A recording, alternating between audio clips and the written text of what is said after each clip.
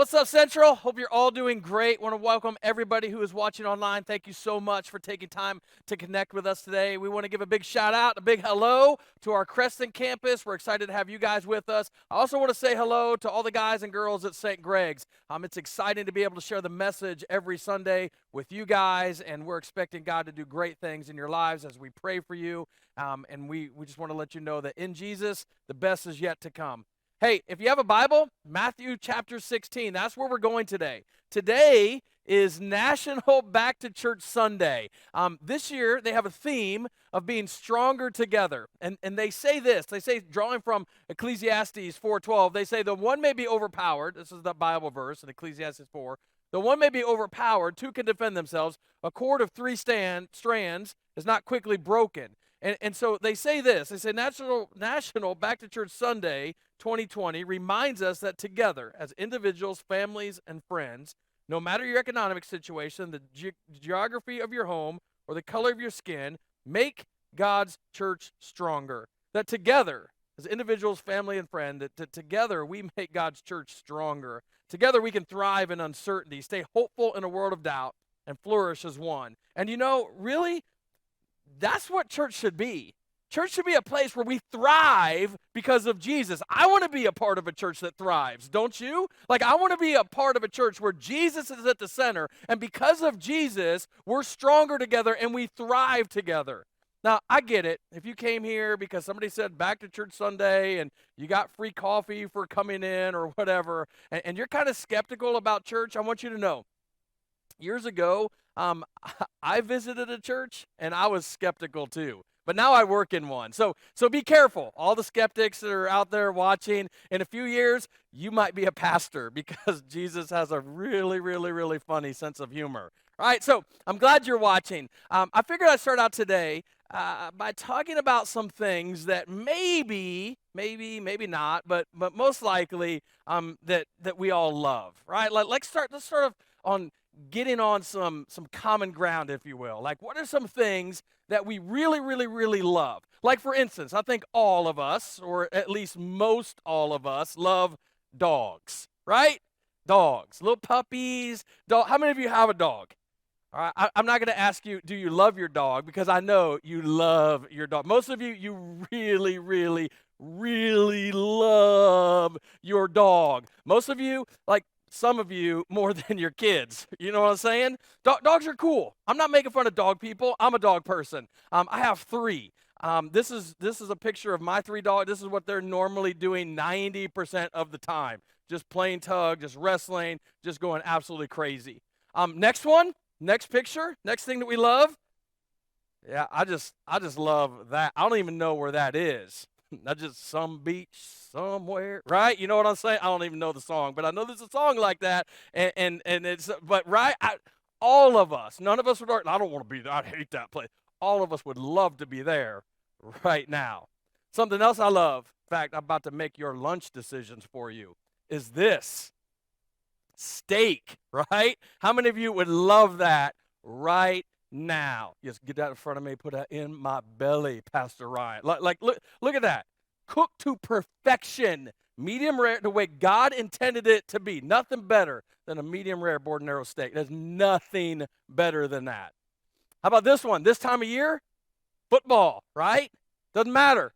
High school, college, NFL. You can have your opinions on all of them and professional athletes and all that, but we love football, right? Love watching it. Finally, there are some people here, some people watching. I'll say that you probably love, yeah, that's all I got to say about that, Jenny. Now, there are lots of things that we could put up here that we say we love. But for me, I just want you to know, I really do love my church. I really do. I love my church. Now, when I say I love my church, I'm not just saying that. I really, really, really, really do mean it. Now, if you're brand new to Central or you're just kind of not really familiar with our story, I know what you're thinking. Because if I were you, I'd be thinking the same thing. You're thinking, of course you love your church, Ryan. I mean, seriously, you've got a big church, you've got a great band, you've got lights, you've got cool cameras, you're adding more staff, you've got these resources to do all the things you want to do, you have a killer youth center. Of course you love your church. Look at all that you've got. Well, here's what I want you to understand. And I seriously need you to hear my heart on this. I love this church because from day one of me coming here, there have been people who have wanted to create an environment where people far from God can meet Jesus and then follow Jesus step by step and allow Jesus to change them. And over the years, listen to me, over the years, we have worked hard, blood, sweat, and tears hard to follow God's will and God's plan in order to create that environment. And listen. If this all fell apart tonight, I would still be here in the morning working and praying and bleeding and sweating because at the end of the day, I love this church. I love this church. And I don't love this church because of how big it is. I love this church because of how great God is and because of what Jesus is doing in and through this place and how Jesus is changing lives in this place. Man, the stories of life change, I was thinking the other day, we should do a series called Life Change and just let the testimony of people at Central, we should just use those to just preach because that would be awesome, right? That would be incredible. Seriously, many of you have told me your stories, and I love how Jesus is using the church to change lives. Now, me, listen, like I said, I haven't always loved church. I remember being dragged to church as a kid. I always make this joke. I had a drug problem. I was drugged to church, right?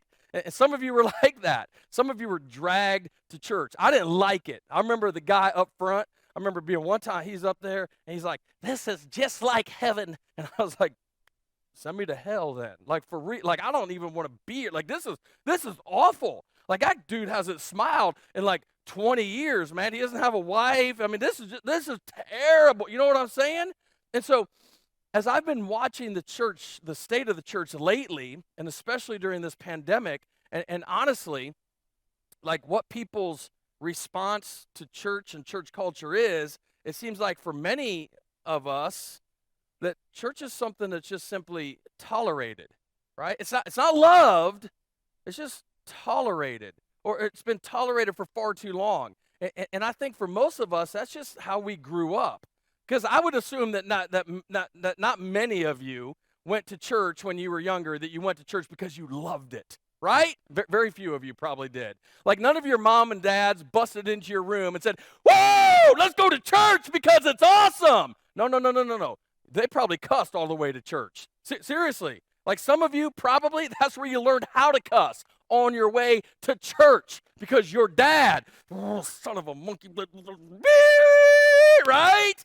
And then you get to church, and mom and dad had cussed at each other the entire way to church. And when you get out of the van, you couldn't pretend like there was a problem because church is a place where you pretend to be perfect. Because if you're not perfect and your halo isn't on just right, they would kick you out. And so it had to be something that we tolerated. And I think we're seeing that during this pandemic, that for many, it has been something that is just tolerated. I want you to know, the more and more that I read the Bible, I see that church isn't something that's supposed to be just tolerated. Church is supposed to be something that is celebrated. And it should be the most exciting day of our week, every single week. And it should be an event, not just on Sundays, but it should be a movement that people participate in Monday through Saturday as well. And I love the local church because of the power and the potential that the local church has. Now, I know it's weird. I know it's weird, especially where we live, to say, "I love my church." I know it's weird. In fact, if you tell people you love your church too much, they'll tell you you're part of a cult. Have you heard that one before? I have. I've been called the lead, like, seriously. But listen, you could call me whatever you want to call me. Cult leader, cult participant, whatever. You could call the church whatever you want to call it. But I'm going to tell you, this church is having an impact on our community because, listen, Jesus didn't call us to play games. We understand this. Jesus didn't call us to play games. He called us to make a difference and to be difference makers. And that's why I love this church. Let me ask you this question. Why is it weird to love a church? Like, why is that weird? It's not weird to love a dog, right? It's not weird to say, "I love my dog." All they do is poop and pee and eat your food and then die. Make you sad. My older dog right now, my oldest dog, he's on end-of-life medication nightly. It's just like, is he going to make it through the night? Like, it's crazy, right? I mean, love that dude. But it's just like, it's a dog. We have no problem saying we love our dog. Why do you love steak? Why do you love it? All it does is clog our arteries and get us to Jesus faster. That's probably why we love it, right? Why do you love tropical vacations? Why do we love them? Some of us are still paying off the ones from 7 years ago, right? Why do we love guys on a football field when we don't even know most of their names? Why do we love them? For some reason, that's okay. But it's not okay to say that you love the church. See, I think it's okay to say, I love the church. I think it's okay for all of us to love the church. In fact, I think if we're followers of Jesus, we should love what Jesus loved. And Jesus loved the church, and so I love my church. Here's another reason why I love my church. It's because of a story that takes place in the Gospel of Matthew. In Matthew chapter 16, there's a story of when Jesus really sets up this thing called the church. Matthew 16, verse 13 says this: when Jesus came to the region of Caesarea Philippi, he asked his disciples, who do people say the Son of Man is? Great question. It is absolutely fascinating how loaded this verse is. Now, I'm going to set this up and explain it. To my knowledge, this is the only time that the Bible mentions that Jesus went to this place. And when the original readers of this text saw that Jesus went to Caesarea Philippi, they gasped. Like they freaked out. Because listen, don't miss this. Good Orthodox Jewish religious people did not go there. They just didn't. Caesarea Philippi is in the northernmost area of Israel. In fact, it's right by the Syrian border. It's incredibly far from Jerusalem. Like Jerusalem was where the religious people went. Jerusalem is like city of God, right? That's where the religious people hang out. Caesarea Philippi, well, that's where the messy people were. Listen, when I say messy people, I know we talk about messy people around here all the time, that we want to be a church for messy people, but Caesarea Philippi, like that's the worst of the worst. Like worse than imaginable. Like think about spring break plus Mardi Gras plus Vegas nightlife. Now combine them all together times a gazillion, and you're getting close to what Caesarea Philippi was like. It was full of messy people doing really, really, really, really, really bad, nasty things. Now, here's the other thing about Caesarea Philippi that's real interesting. It took Jesus about a week to get there. From where Jesus was previously in the Gospel of Matthew, it took him about a week to get here. It's a difficult journey. It's like uphill. It literally took him 7 days to get from where he was to get to Caesarea Philippi. And so anytime Jesus goes to a geographical location, we always need to pay attention to that. When the Bible mentions it, we need to pay attention to that location, because oftentimes he's making a point simply by where he's at geographically. And so the fact, don't miss this, the fact that Jesus went to Caesarea Philippi, where the messy people were, is huge. The idea of Jesus leaving his comfort zone and being around the religious people and the people who would want to, you would assume, want to hear the rabbi teach, and going to a place where people are nothing like him, like that's huge. Because listen, don't miss this. The nickname of Caesarea Philippi, the nickname of that city, is pretty much the gates of hell. Like that's pretty much how it translates out. The gates of hell. How would that make you feel driving into a city? Welcome to Carroll, gates of hell. Woo! Super excited to be in this place. Lock the doors. You know what I'm saying? That's not a good nickname for a city. But Caesarea Philippi was so full of messy people that it was known as the gateway to hell. And I love the fact that Jesus went there. That he left, don't miss the symbolism here, that he left the city of God to go to the city, the gates of hell. Man, that's just huge. The translation for us today and where we find comfort is that Jesus is not afraid of messy people, and he doesn't run away from messy people. He goes to messy people no matter where they are, no matter what they've done, no matter what's been done to them, no matter what. He goes to them. I think that's something to the church. I think that's something that we need to wrap our mind around. Because for far too long, in the church world, we've told people, when you become like us, you can be a part of us. But Jesus actually said, no. I'm going to come to you so that you can get to know God. Jesus wasn't afraid of the messy people. And as the church, again, I'm a broken record on this, but we can't be afraid of messy people either. We have to embrace them. In fact, some of you, you understand this. Some of you started coming to Central because you found out it's okay to not be okay. It's not okay to stay that way, but it's okay to not be okay. Man, I know we got messy people. Oh my gosh, please. I meet people in the community sometimes that say, I can't come to your church. Why? Because, man, there's some people in your church, and I know some things about some people in your church that you don't know, and I'm just telling you, you've got some jacked up people in your church. That shouldn't be a deterrent. It should make you feel welcome, because right now, you're judging those people, but there will be a day, I guarantee it, there will be a day that you need the grace of those people, because it's going to get discovered one day how messed up your life really is. Because listen, people who put on a pretense of perfection oftentimes get called out by God because they're trying to hide something in their own life. And when that happens, they're going to need grace. You know what I'm saying? I know.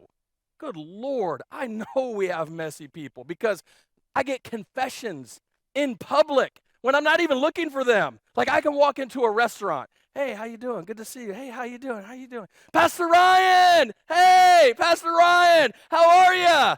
Oh, I'm doing good. How you doing? Oh, Pastor Ryan, I'm not good. I've been smoking meth and looking at people on the internet and looking at naked pictures, and my life is falling apart. All right, Frank, can I get you some water or the waitress or something? You know what I mean?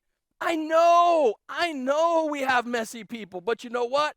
It makes me feel good to have those conversations. I feel good walking out of conversations like that, walking out of restaurants like that, thinking, you know what? That person was comfortable enough to call me their pastor for the rest of my life. For the rest of my life, I want to pastor messy people. For the rest of my life, I want to pastor people that say, you know what? I'm not where I need to be. I'm struggling, but I'm trying, and I'm trying, and I'm trying to take a step forward. I'm trying to take my next step in my walk with Jesus. That's what I want. That's who I want to pastor. And I praise God that we've been working because of the grace of God and because we've been following the will of God to create an environment for people like that, for messy people, because Jesus went to the messy people. Jesus loved the messy people. Jesus died for messy people. And then when he went there, he said, back to verse 3, Jesus said, who do people say the Son of Man is? In other words, he's like, hey, let's get the conversation started about me, right? And this is a quick note to all the Christians watching. Jesus got the conversation started about himself in a place where messy people were. Translation for you and for me, when we go back to our workplaces tomorrow, or when you step back into your job, or when you step back into school and you think, I can't talk about Jesus because there are too many messy people around, that's actually the place to begin the conversation, because Jesus began the conversation about himself. Don't miss this. Jesus began the conversation about himself in an environment full of messy people. And we should feel the freedom to do the exact same thing. Hey, here's what I know about messy people. If Jesus didn't love messy people, he would not have loved me. He wouldn't, because I'm a mess. If you're a Christian, that's true about you. I don't care if you were born in the church, on the altar, reciting the Apostles' Creed, took communion, or were baptized within the first 5 seconds of your life. You were born a sinner, separated from God, and you needed the grace of God. You were a mess. You weren't awesome, but Jesus was awesome. Jesus was awesome, and he called you, and he cleaned up your mess, and that's why you're in the kingdom today. Jesus loves messy people. The reason so many church people don't love messy people is because there's a lot of church people that don't truly understand how messy they are, or they forget how messy they were. But when you see people, don't miss this. We have to get this, church. When we see messy people not as who they are, but as that's who I was, or that's what I would be. other than the grace of God. When we see like that, it allows us to show them a lot more grace than the church has shown them for a long period of time, right? Anyway, let's keep going. Verse 14. They replied, some say John the Baptist, others say Elijah, still others Jeremiah or one of the prophets. Then he asked them, but who do you say that I am? That's the most important question that's ever been asked in the history of the world. Who do you say that I am? Everybody is going to have to answer that question. Every one of us. Some of you are like, I'm not going to answer that question. Yes, you will. You will. One day, every single one of us will answer that question. Who is Jesus? Like if there's a final exam, like this is the final exam. This is like the only question on the final exam. And you got to get this right. Who do you say that I am? Who is Jesus? Verse 15.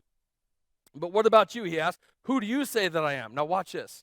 Simon Peter answered, you are the Christ, the Son of the living God.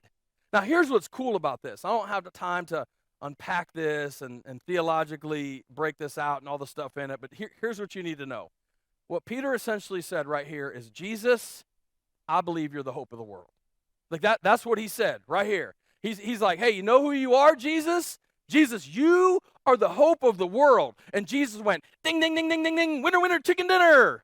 That's my translation of it, but that's what happened. Jesus replied, look at this. You are blessed, Simon, son of Jonah, because my Father in heaven has revealed this to you. You did not learn this from any human being. And then he said this, verse 18, and I tell you that you are Peter, and on this rock, that means the statement that you just made. The statement that you just made, that Jesus is the hope of the world. Jesus said on the phrase that you just said, that I'm the hope of the world, on this rock, I will build my church. I will build my church. I will build my church. I want to stop and I want to say it's really popular in our culture today for people to say, I'm a Christian. I love Jesus, but I don't need the church. And listen to me. If you're watching this and you're on a path in which you can say you're walking with Jesus, but you don't need church, I would argue, listen to me. Jesus would never lead you away from something that he gave his life for. Never. Nobody gets an out clause. Because the church, listen, the church has been around for 2,000 years. It's going to be around for 2,000 more if the world makes it. God help us, right? But the church, the hope of the world, Jesus will not lead you away for something he gave his life for. As a matter of fact, if you want to get to the end of the story, Jesus is coming back, and you know what he's coming back for? The church. The church. And so if I were you, I'd quit saying that I love Jesus, but I don't love his church. Anyway, he said, I will build my church. In other words, the church is his. I will build my church. And all the powers of hell, and I believe when he said that, he pointed at Caesarea Philippi. I believe he said, and all the powers of hell will not conquer it. Jesus said, hey, Pete, based on that statement, based on your statement, Peter, that I'm the hope of the world, we're going to start a movement called the church. Now, none of you know what that means right now, but it's going to be powerful, and it's going to impact messy people. The people over there that have no hope, the people over there who have given their lives to whatever the world has told them will keep them happy and keeps failing and keep making them empty promises and keeps leaving them bankrupt. Like, this movement is going to be so powerful, it's going to sweep over them. There's going to be a wave of grace that hits places like that, and they're no longer going to be outcast, but they're going to be included because I am the hope of the world. I believe that Jesus promised that was going to happen. Now listen, when it comes to promises, I think we can all agree on this next point. A promise is only as good as the person making the promise. Would you agree? A promise is only as good as the person making the promise. Because I would argue that all of us have had promises made to us, and all of us have had promises broken, right? All of us have had people make promises to us and break them. And so just real quick survey. I want everybody to play along. This will be fun. How many of you, maybe watching online, how many of you have student loan payments? Like you're paying off student loans. Just type me or the little hand wave emoji or something. How many of you have a car payment? How many car payments? Same thing. Me, raise my hand, put a little car emoji there or something. How many of you house payment? like most all of us, right? House payment or rent, something like that. Now, let me ask you a question. What if somebody called you today and said, I would like to pay off your student loans? How many of you would take that call? Like, how many of you would just at least entertain listening to that call? How about somebody called and said, I want to pay off your car? How many of you would like that? How many of you, if they called and said, I'd like to pay off your car, how many of you are like, car? How about cars? How about you pay off my fleet of cars, right? That'd be my house. How many of you would like for somebody to pay off your house? How many would just love for somebody to pay off your house? All right? All of us. All of us would love for somebody to just come in and just pay off that, all right? And so let's think about this. Think about you get that phone call from somebody telling you they're going to pay off your student loans, they're going to pay off your house, they're going to pay off your car, they're going to pay off your credit card, and you're interested, right? You're listening. But you don't get excited unless the person on the other end has the potential to do what they're promising to do, right? I mean, think about this for a second. Think about your most broke, weird, crazy relative in your family. Think about that person real quick. Everybody got them in mind? Everybody got the person right here? Broke, crazy, just weird. Some of you are like, I can't think of anybody. You're it. Everybody in your family is thinking of you, all right? But it's okay.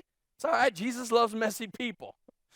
All right, so that person calls you and says, hey, I want to pay off your car. I'm going to pay off them student loans. I'm going to pay off your house. Like, you wouldn't get excited. You wouldn't be like, woo, yes, awesome. You'd be like, honey, Frank needs to go to rehab again. He has done found his crack pipe again. We need to get him some help, right? Right? That's what you would do. But if this man right here called you, you know who this man is? This man, you know who he is? This is Jeff Bezos. This is the founder of Amazon, like the place that like sends you everything that you order in the mail. That's who that is. Let me tell you a little bit about Jeff. Jeff Bezos has a net worth of $184.9 billion. Right? I was going to use Bill Gates as an illustration in this thing. All right, right here, because that's who, growing up, if you're my age, like Bill Gates is the richest person like that you know. And so, like, I typed in Bill Gates' net worth, and it said Bill Gates is the number 2 richest person around next to this guy. This guy actually has about $80 billion more net worth than even Bill Gates, right? $184.9 billion. That makes him like the 60th wealthiest country in the world. I'm not making that up. Like, this dude is wealthier than countries in the world, okay? So, $184.9 billion. Let's say at a basic 6% interest rate that Jeffy, he makes with, he probably doesn't like me calling, he wouldn't like me calling him Jeffy, but I'm sure he's not watching this. Without ever doing anything, he makes over $200 per second. Per second. Listen, it would cost him money to bend over and pick up a $100 bill off the ground. Dude just lost money doing that. He just leave it there for me. Right? Jeff Bezos, if he made no more money, if he didn't make another dime, he's like 56 years old right now. If he didn't make another dime, let's say we give him till 90, if he's just living off of interest, let's say we give him till 90 years old, right? He would have to spend over $5 million a day to exhaust his wealth. $5 million a day! Now, I know what some of you are thinking. Spending all that money ain't going to make you happy. I'd love to give it a shot. I'd love to try it. I would try my very best, right? So let's say somebody like Jeff, or somehow Jeff himself. Let's say Jeff got your number and he called and he's like, hey, I'd like to pay off your student loans. I'd like to pay off your car. I'd like to pay off all of your cars. And I'd like to pay off your house. I'd like to pay off your dog because I know you finance your dog too, because I know you love your dog and I love dogs too. I'm a dog person. And so I just want to pay off everything. If it's Jeff Bezos and not your broke, busted relative, there tends to be a little bit more excitement, right? You know why? Because there's power behind the promise that Jeff makes. There's power behind the promise because Jeff actually has the coin to come through for you, right? Well, think about this for a second. Jesus promises that he's going to build his church. Jesus made a bunch of promises. Jesus made promises like he said, I'm always going to be with you. Jesus made promises like in the middle of the storm, I'm going to give you peace. Jesus said, no matter what you do, I promise, I will never leave you. I will never forsake you. I will always be with you. I will love you always and forever, no matter what. Jesus made some insane promises. Seriously, if you're just looking at them at face value, like they're insane promises. If you're just looking at them at face value, you're looking at him, you're going, you can't. You can't back that up. Like, there's nobody in the history of the world, dude, who has made promises like that. In fact, 5 times from this point forward in the Gospels, he gets his disciples together and he says, I'm going to make you a promise, guys. We're going to go to Jerusalem. They're going to arrest me. They're going to mock me. They're going to beat me, and they're going to crucify me. They are literally going to murder me. But it's cool, because 3 days later, I'm going to come back. He made them that promise. He made them that promise 5 times. And you know what? None of them believed the promise. None of them. And let's not be too hard on the disciples. You wouldn't have believed them either. None of us would. We're always so hard on the disciples. Well, I can't believe that they lacked faith. Well, Matthew hadn't read the book of Matthew, right? Because none of us have ever seen a person die. We've probably seen people die, but we've never seen that and went, oh, I think they'll be all right. Just give them about 3 days. In 3 days, they'll be right as rain. They're going to be okay. Bless their heart. None of us have ever done that. Because when somebody is dead, it's usually over, right? Like if you've ever seen somebody die, you've never, a year later, been like, you know what? I ain't seen so-and-so for a while. Because people around you be like, what's wrong with you? Right? When somebody dies, it's over. But Jesus said, with me, it ain't going to be over. Jesus said, see, I'm going to go in the grave. I'm going to be there for 3 days, but then I'm going to come back. He told them that 5 times. He made that promise 5 times. And listen to me. I've said this before. I don't follow Jesus just because of what he said.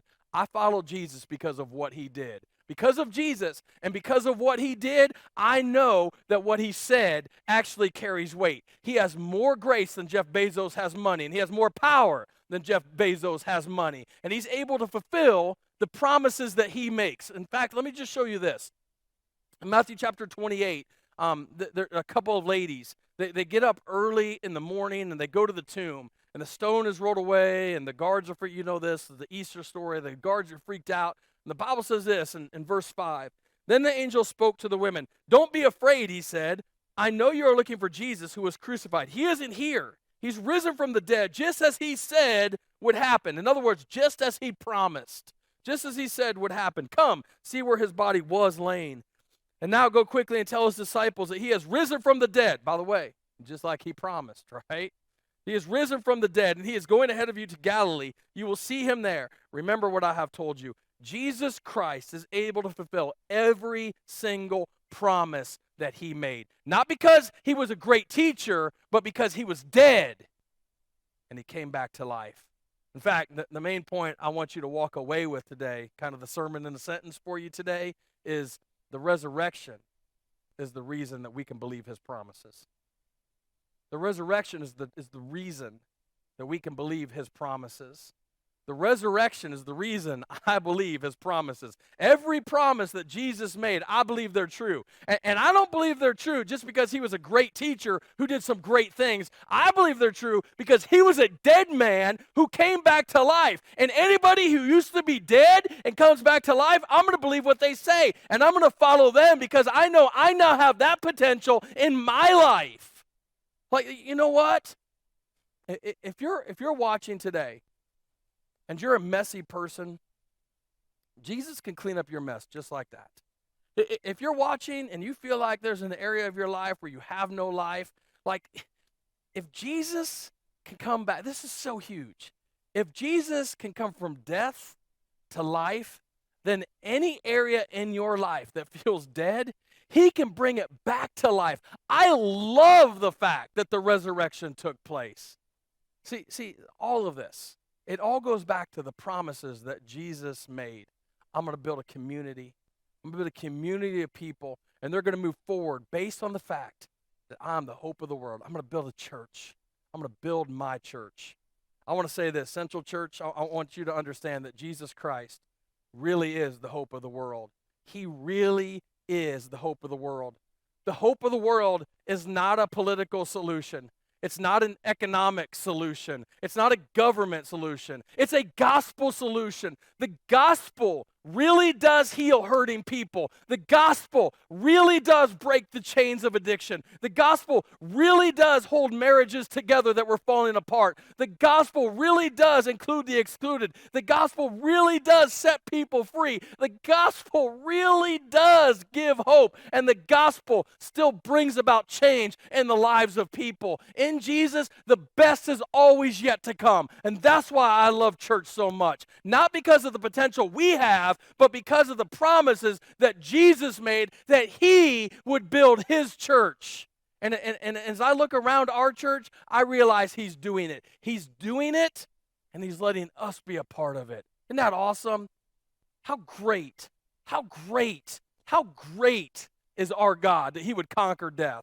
How great is our God that he would save us. How great is our God that he would change us. How great is our God that he would love us. How great is our God that he said he would never leave us and never forsake us. How great, church, how great is our God. That's why I love my church, because we're always going to be about the greatness of God. I don't believe our church is great because Central is great. I believe our church is great because God is great, and he has called us. He has called us to do great things. But here's what I believe about you. I don't believe that God just wants to build a great church. I believe he wants to build some great people. But here's what gets me on that. I believe there are some people watching today that you feel like you're not so great. Maybe you feel messy. Maybe you feel messy, and this whole week you've been like, I'm not even sure that God knows that I exist. I'm not sure that God even cares about me. I would say, isn't it funny? Isn't it interesting? Isn't it crazy that during a week that you battled those thoughts, that you're watching this today, hearing a service where somebody stands up and says, Jesus loves messy people. He will clean up your mess. You might call that coincidence. I call that providence. And I believe that Jesus wants to build great people. Maybe you're watching, maybe you are a Christian today, but you feel like you can't proclaim the greatness of God because your life, maybe it's falling apart a little bit.